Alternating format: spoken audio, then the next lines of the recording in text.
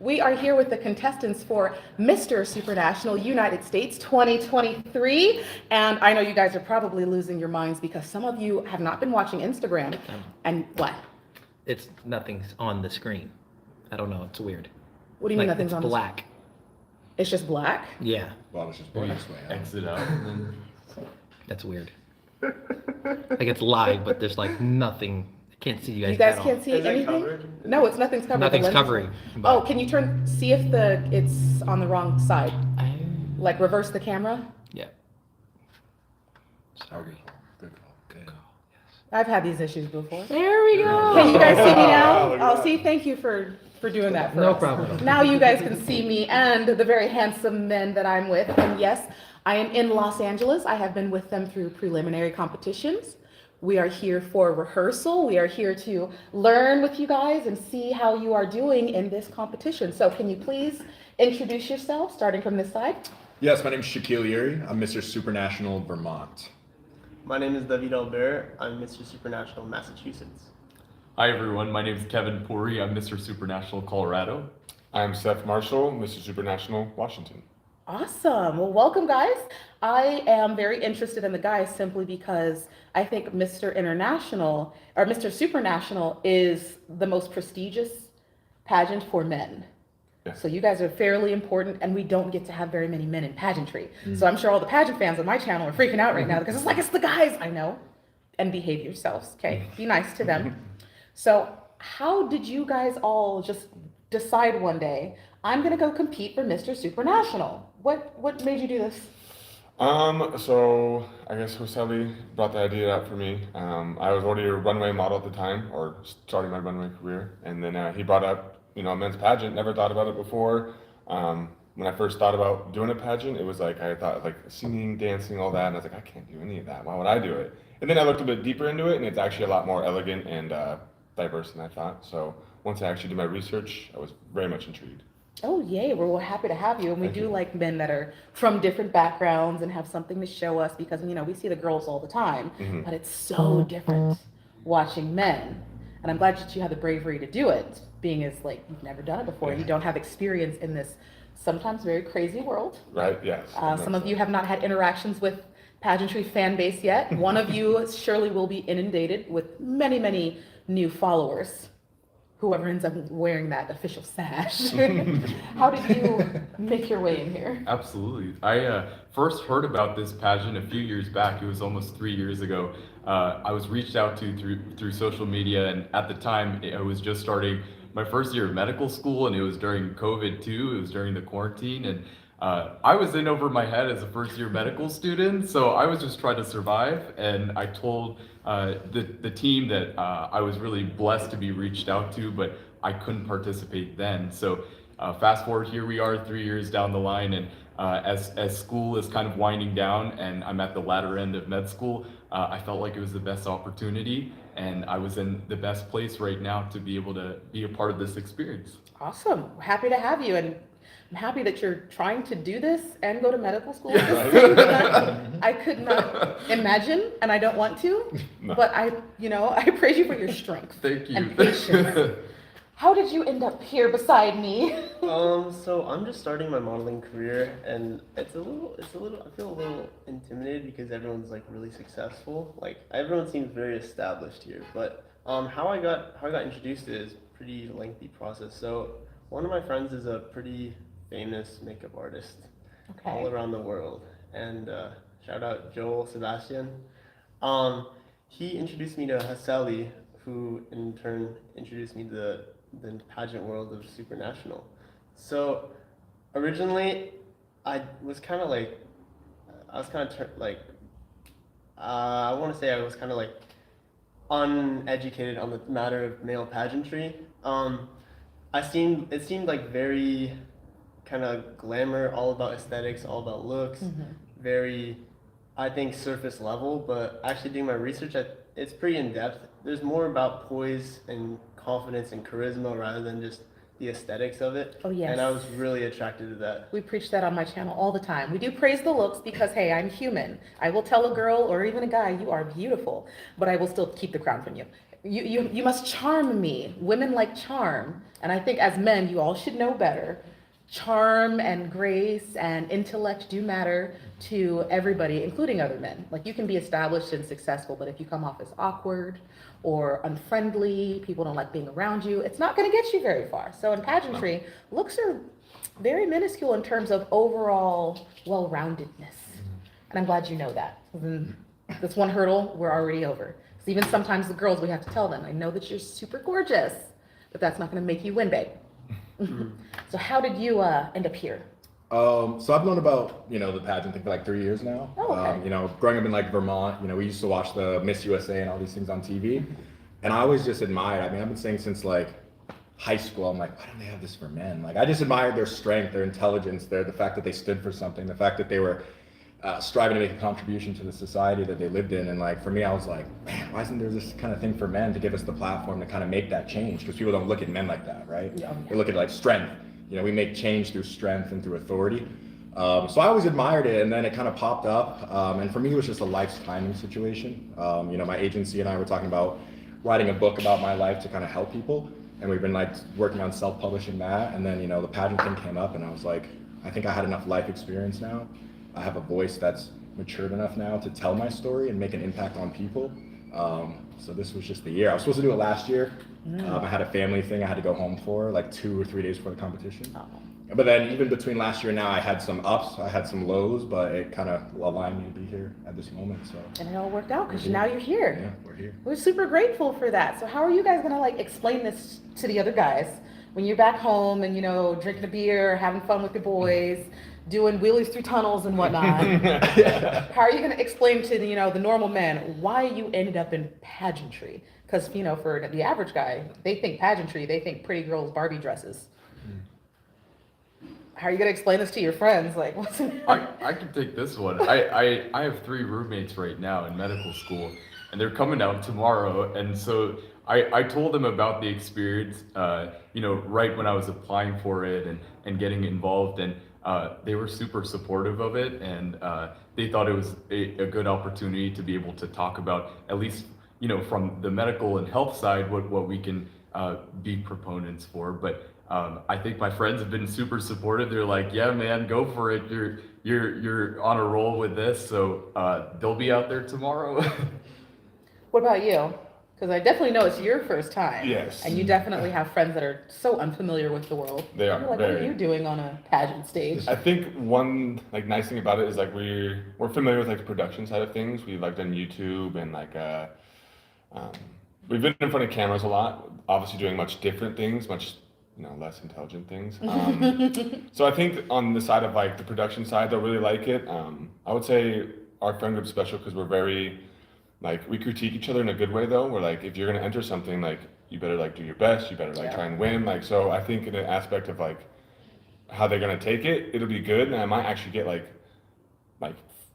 critical feedback back. They're like, oh, you could have walked better, you could have posed better, and I'm like, I think that's what I'll probably get back from them. And as long as you handle it well. It'll be in a positive way, but Yeah, well, I mean, not everybody handles criticism well, and Yeah. we talk about that on my channel because that's primarily what I do is critique and analyze everything, and it's never out of hate or malice, but it's like we want to see you at your best. Right.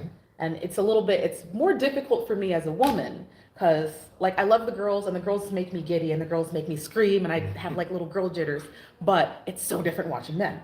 Because you guys are just very different creatures, and I'm just like, sometimes y'all can be distracting, okay? Very, very much so distracting. I'm not supposed to be watching walks and stuff. Don't smile at me like this. I can't focus. I need to do a job here. So how is this? Because I've been watching you guys like throughout time, and I know some of the other guys I'm going to bring in later. They like to discuss some of the ladies and whatnot. How is this helping you guys with your charm and charisma and interactions with the women around you? Because whoever ends up winning this title, you're gonna have a lot of ladies on your Instagrams, in your DMs. Like, how's this gonna help you out? As someone who currently has a lot of women on the line, First of all, you have a girlfriend. I and do. she- I have a loving partner She who is- has my Instagram. Yep. She knows all of this. I'm very respectful. I'm very loyal. But this is an opportunity to I'm kind of able to hone in on my poise because I'm being inspired by my amazing competitors, the amazing judges, and they're teaching me how to become a well-rounded gentleman. I'm really young. I think I'm the youngest person in this competition. I'm 21 years old, just turned 21.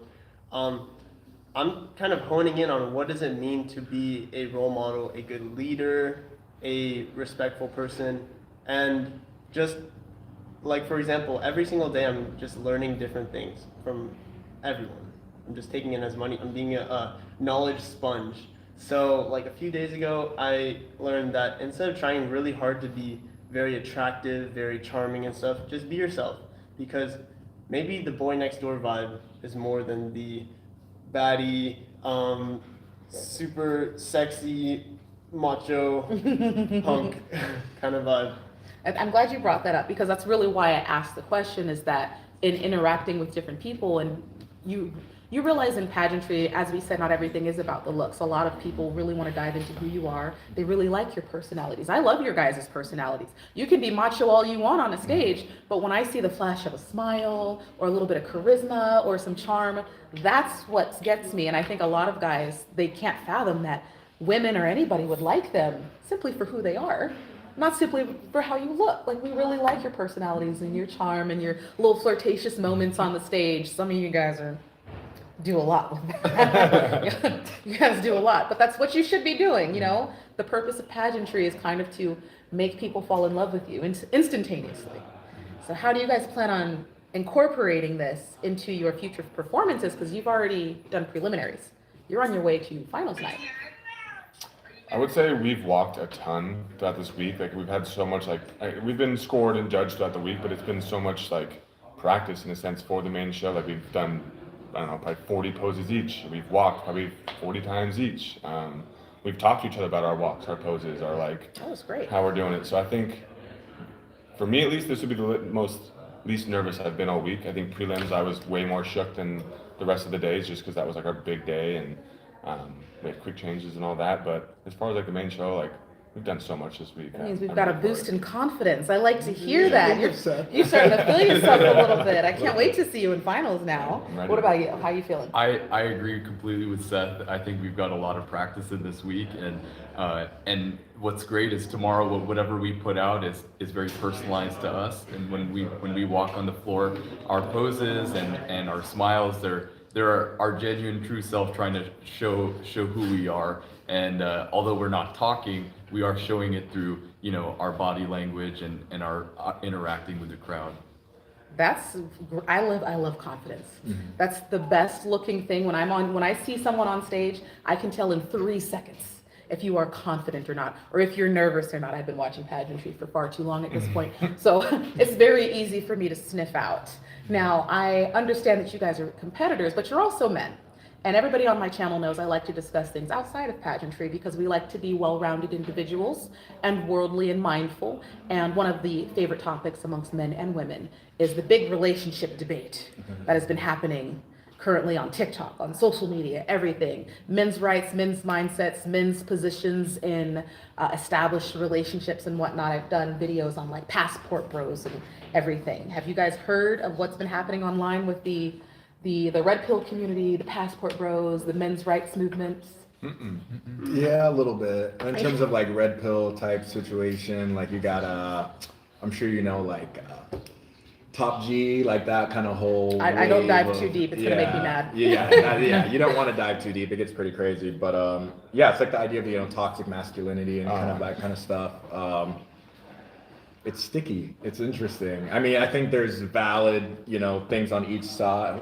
But it's so hard, and a lot of it is just, kind of where your own value lies within yourself, within a certain extent. I mean, at the end of the day, one thing that our society needs to get better as a whole in general is just listening to each other. We're all one people. Regardless of red pill, blue pill, men, women, whatever it may be, we're all one group of people, and a lot of it is just listening to the problems of your neighbors. Not me trying to tell you what you should be doing with your life, with your body, with your choices, but understanding your struggles as well as my own so that we can come to the table together. Because, I mean, all social media right now, oh, you got me started on this. All social media right now is just men versus women. That's all I see, and I don't understand it because it's is Is there another? Yeah, are we competing? What are we competing for? Like we built this whole thing together, and we'll Yes. burn it down together if we don't learn on how to do it together. I you want know? to cue the rest of the guys in if you haven't heard about this conversation. There's a group of men who believe that women have forgotten kind of their place in what a household or relationship is supposed to be. They're like, women are too aggressive, they're too headstrong, they won't cook and clean anymore, they don't serve our purposes, marriage is a trap, and they're just kind of like, if you're not, you know, in a relationship, or they don't, a lot of men don't even believe in marriage or relationships anymore because they feel like it's purposeless. And there's been this real debate on basically the usefulness of women at this point of basically what's the point of women. They've been kind of discussing it, and I've had a couple of videos because some people are very aggressive about their stances in portraying women to be kind of commodities to be used and discarded, and they really apply no value to them. Other men are just like, we like women, but we think that they should revert back to the 1950s era of stay home, have my babies, and cook. And I just want to know what is, as just men, because you're going to go off in the world one day, some of you might get married and have kids. What do you view as the proper place for a woman in a partnership with a man? What do you believe is going to be the best way for a woman to complement a type of relationship? I think a lot of men who say that too are the guys who do the bare absolute minimum. Sure, you can go to work. We all go to work. But you're gonna come home and you're not gonna do the dishes. You're not gonna clean. You're not gonna cook. You're not gonna take care of the yard. You want your wife to do all that, but like, she's probably also going to work too and doing the same thing you are. So I think a lot of men who have that idea are just the guys who do the absolute bare minimum. And, I did not tell him to say that. I'm saying because I've said it myself. I'm like, you know, you want women to do the utmost, but we still go to work the same as you do, and we still do everything that you do, but then we have to take on the extra tasks, and it's like. And if you do have kids, like the mom, I think, even if the dad is doing the best he can with the child, I think the mom's still more of the caretaker just because they breastfeed. I think they have more maternal instincts with the child. Obviously, the dad can be there and do as much as he can, but I think the mom always takes on a bigger role, and the dad should be the one supporting her more. Like he should take the wife role in a sense a little bit. I mean, I was raised by women, and I think, that explains a lot. Yeah, I think it helped me more than if I was raised by all men. Like my dad did a great job. But, I was like, oh, I like, women. so- Women built this. Okay. yeah, and one can't coexist with the other. Imagine if the world was all guys, we're all gonna perish. And guess what? You can't have kids. It's all women. Like it's just, I don't know. The whole idea that one should be suppressed over the other, I think, is silly. I want to add something on to Sure. that, if that's okay. Something I've learned a lot from my older sister Nadia, and she's 2 years older than I, probably my best friend in the world, and she's a Navy officer, and when she explains experiences of hers in the military, even the men in the military, she is often not listened to, or as a female officer, and even when she's the one who's in charge, and I think it goes into the workplace as well. It's not just in a relationship environment, but women are battling a struggle with just being heard and being listened to when they have every right and every capacity to be able to be the leader, be the one who's in charge. And then as far as at the home setting, I feel like as men, we should be doing all the same tasks. It should be an equal spread of who's doing what, and it being a partnership rather than it being, oh, I'm gonna relax on the couch while the female's in the kitchen and she's gonna make the food and clean up afterwards. I don't think it's a fair. I'm happy you brought Share. that up, because a lot of women, and I've had this discussion with the women as well, so this will be a nice contrast to get the men's perspective on this. A lot of women get very confused because men think we don't want to be feminine or we don't like to be feminine. Number one, most of the time we hide it because it takes a certain level of trust in a man to show your vulnerable side. But when we are headstrong and everything, and we're doing our own thing, we've got our own careers, we are told we are too aggressive. I've been told, and I know some of you on the TikTok, I'm going to post this on TikTok because I know you guys like to say this to me. They say that I am aggressive and I'm intimidating. And this is why no man will ever like me, ever. Do you guys find me intimidating, by the way? I think you like your personality. Like, not at all, though? No. Oh, I got to work on Intimidating, that. intimidating, like you have a presence. I gotta be Intimidating like- is the wrong word that people use because it Just has like a saying. negative connotation. Wait, You so I have a don't strike presence. any fear into you guys at all? Not even a little bit? Fear, it's like you Yes. keep us on our A game. Fear me. Yeah. Yeah, we understand sitting next to you that we got to be on top of what we're doing. That's Yeah, and it's so- like it rather than intimidation, it makes you step it up a little bit. And guys, I think, get that confused. Like a girl that challenges you and makes you evolve and step your game up, instead of being afraid of it, understand like this is helping you get to that next. Yes, and I do that with men and women because people know on my channel I tend to be kind of a tough critic, but it's simply because I want you to do so well. I hate, and I'm gonna get you too, because this man has a great smile and you do exactly what the current Mr. Supranational United States does. He went on stage in international competition and that man did not smile once, and I wanted to throw my phone through the TV. I was like, how dare you rob me of that smile? You have such a great smile and you're so stoic on stage. And I'm just like, where's the personality? Wait, you over here 6 foot tall with gray hair and not flashing the smile, sir? I need to, I know. Yes. There it is. Oh, there it That's is. what I'm saying. I see you guys. What's up? So, we need to practice like the passerellas and stuff. Yeah. Okay. So, We'll wrap it up. I'll give yeah. them back, I swear. And then, would you mind helping me? Yes, absolutely. Oh, that's a see? See, I get to fix them now. Yay. So I'm just like, I want to see the smile, guys. I wish we could sit here and like discuss all this, because if you guys knew everything that I had been hearing online regarding this issue, I swear I would let you guys just have my entire channel and talk about it. Because the whole men's issue and discussing women and the aggressiveness of the females, it scares a lot of men, but you guys don't seem very frightened. I think it's a good thing. Oh, you guys can handle Just kind of communication. a headstrong woman a little I had, bit. I had a quick question about, you said that vulnerability was a feminizing trait. I think society's like, has taught us to kind of, at least for men, to be machismo and kind of suppress our emotions and be less vulnerable. And like, I'm kind of second guessing the whole, the stoic headstrong trait has to be the masculine trait, because vulnerabilities, while not spoken, there's strength in vulnerability.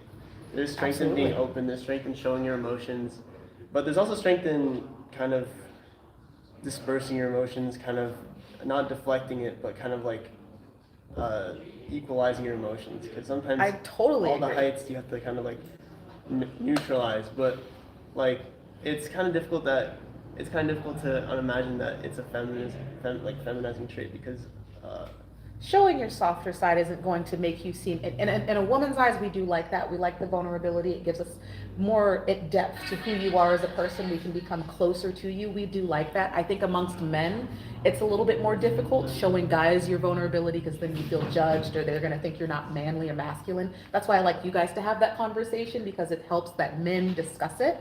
I wish we had more time to just dive into it. I would let you guys just go off about all of the men's issues and just sit here and listen to you, but I know I have to return you for your practice, unfortunately, but hopefully we get to talk again, and you guys might see them on TikToks or Instagram. So I will be posting, and keep an eye out for your favorites. Make sure to vote for your favorites and go check them out on social media. You guys want to say a nice bye before we head out? All right, thank you guys for tuning in. Once again, this is Mr. Washington, so see you guys Sunday. All right, see you guys later. Thanks for being here. Bye.